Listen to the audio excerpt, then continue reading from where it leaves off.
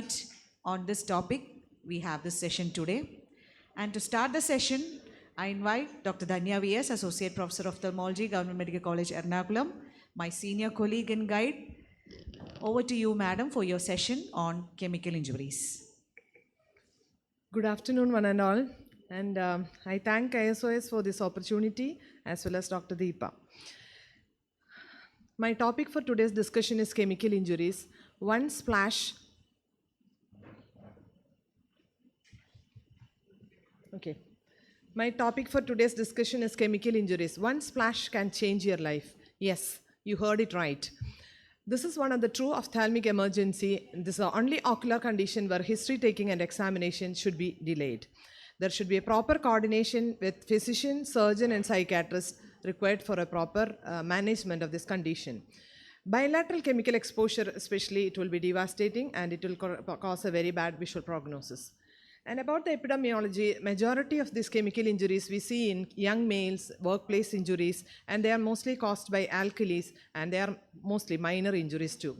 In India, it is commonly due to firecracker injuries, lime or accidental injury with holly colors. So, as I told you, chemical injuries of the eye, it requires immediate and intensive evaluation and management. And advancements in understanding the pathophysiology of the injury as well as the ocular surface reconstruction has brought a good prognostic in this chemical injuries.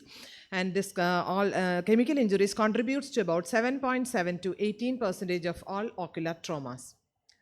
Here are the modes of the chemical injury. Mostly they are domestic, agricultural accidents, chemical laboratory accidents, deliberate chemical attacks, chemical warfare injuries, and self-inflicted chemical injuries.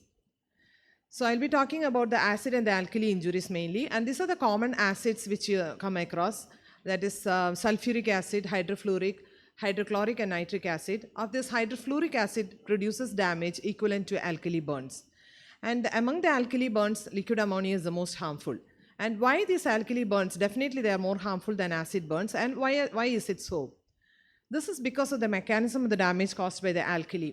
And the alkali usually dissociates and saponify the fatty acids of the cell membrane, causing destruction of the structure of the cell membrane. And once it destroys, being hygroscopic, it absorbs the water from the cells, contributing to the total necrosis. Then along with that, it combines with the lipids of the cells to form soluble compounds, leading to softening and gelatinization of the tissue.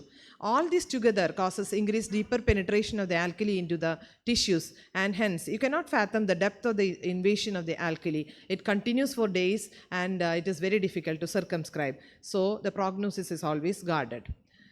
But acid usually causes instant coagulation of all the proteins, which in turn act as a barrier which is preventing further penetration of the acids into the tissue. That is why these lesions are usually well demarcated.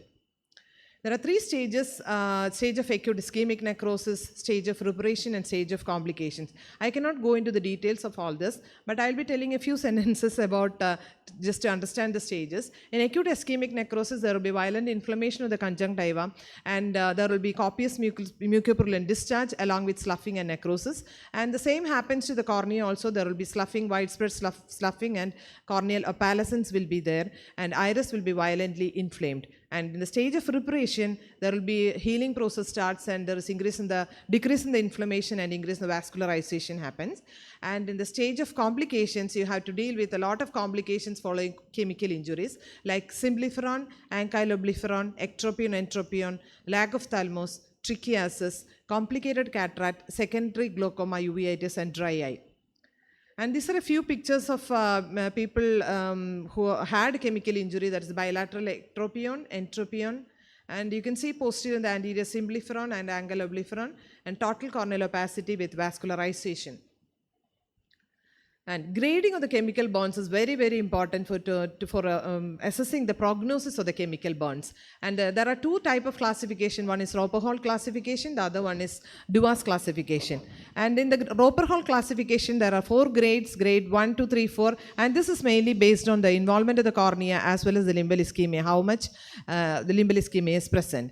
And in Roper Hall classification, grade 1 and 2 has got a good prognosis. It is guarded when there is total epithelial loss and limbal ischemia is less than half. And it is poor when the cornea is totally opaque and no details can be found out and more than half of the limbal ischemia is present. DUAS definitely superior to Roper Hall classification because it takes into account more details like limbal involvement in clock hours and conjunctival involvement, how much percentage is affected. And the first three grades are very very good to good prognosis, while guarded to poor prognosis when the limbal ischemia involving more than 9 and less than 12 clock hours, and about 75 to 100 less than 100 conjunctival involvement. And it's very poor when the whole around limbus is involved and 100% of conjunctival involvement is there. And you get a more defined assessment in the and to assess the prognosis of the chemical injury with DUAS classification. And the clinical cause of chemical injury is divided into 4 phases: immediate, when the offending agent comes into contact, and acute phases in the first week of chemical injury, and early reparative from the 8th to 20th day, and the late reparative phase is from the 21st day. Again, I cannot go into the details of all, but I will talk about, like, it is in the immediate phase when a chemical agent comes into contact, and area of epithelial loss in conjunctiva in the cornea and associated raised intraocular pressure should be noted. In acute phase, epithelium acts as a protective barrier and raised intraocular pressure usually happens at this time. Early reparative transition period from acute to chronic inflammation, and late, you get all the complication in the late phase, as I already mentioned. Now, this is the most important part of my presentation today. This is the treatment of chemical burns. When a patient comes to the casualty, we should know how to manage this patient. And first and the foremost thing you have to do is prevent further damage. How to prevent further damage? The immediate and thorough copious irrigation has to be done with available clean water or isotonic saline or ringer lactate or balanced salt solution, whatever is available. And it has to be continued over 30 minutes, and minimum of 2 liters of the solution has to be used. And if you use a clean water or a tap water or whatever, this is usually hypotonic, and it can result in corneal edema. So diphoterin, if it's an amphoteric solution which is hypertonic, and this is one of the best irrigating solutions for corneal chemical injuries because it reduces the corneal edema also. And the prognosis worsen if irrigation is delayed, and do not waste time on history taking and examination. And next thing you have to do is a mechanical removal of the contaminant, especially the quicklime. It will be adherent to the parts of the eye, and this has to be removed with a fine forceps. Always think about double eversion of the lid so that to remove the trapped contaminant. And the next thing immediately you have to do is the debridement of the contaminant tissue as well as necrotic tissue. This in turn helps in the re-epithelialization. The second thing you have to think about, second important factor is the maintenance of favorable conditions to heal. And these are the usual medications you use for this to promote healing.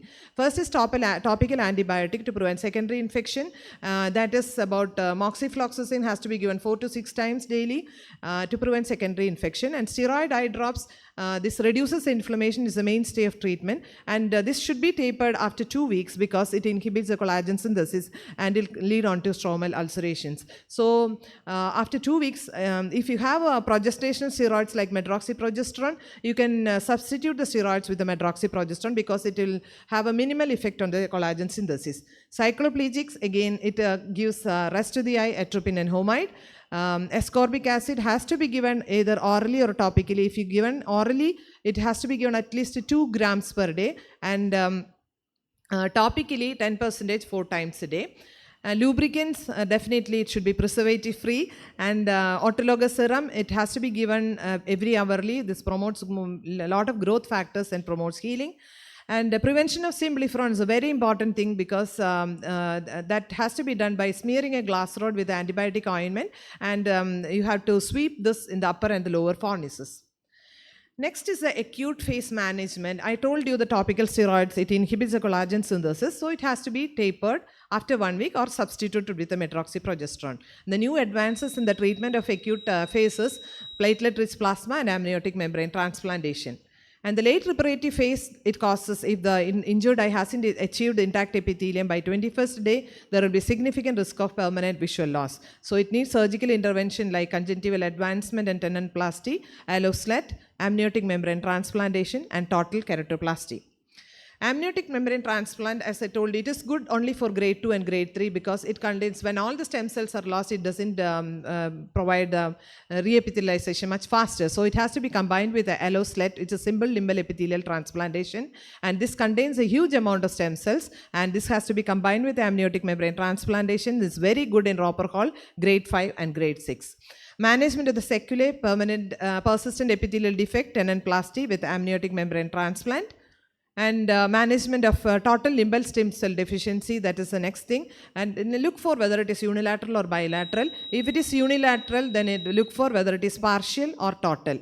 And if it is partial, you have to do a debridement of the conjunctival necrosis with amniotic membrane graft and conjunctival limbal autograft. And the total means you have to do a keratolimbal allograft or cultivated limbal allograft. And in bilateral thing, you can do a Boston keratoprosthesis or cultivated oral mucosal epithelial transplantation. And this is the algorithm for the chronic ocular chemical injury. This is very important to follow this. Always make sure that the restoration of fornix is very important before management of a limbal stem cell deficiency. Because if the eyelid structures are not proper, whatever treatment you are giving, it will not be successful. And always, another thing is to look for raised intraocular pressure. And secondary glaucoma will be there because of the acute inflammation and trabeculitis, and after that control only you have to treat the limbal stem cell deficiency. And this is how you do, as I already explained. And even after this treatment, both bilateral, unilateral with cultivated limbal allograft and a keratolimbal allograft, if still stromal scarring is present, go in for a penetrating keratoplasty, and still there is failure, then as a last resort we have to go in for a keratoprosthesis. And treatment of complication, as you all know, severely damaged eye, you have to do a keratoprosthesis, corneal opacity keratoplasty. Secondary glaucoma has to be treated with timolol and oral Diamox, depending upon how much high it is. And poor corneal healing is amniotic membrane transplantation. So the take-home message for today is chemical injuries are true ophthalmic emergency. You have to start the treatment before taking into consideration the history taking and examination of the patient. That is the most important point I have to tell you. Proper irrigation, then followed by history taking and assessment of the wound, and prognostication based on the Roper Hall and the Duas classification, and the treatment has to be done. Steroids is the mainstay of treatment for controlling inflammation, and limbal stem cell transplantation is a game changer. Thank you.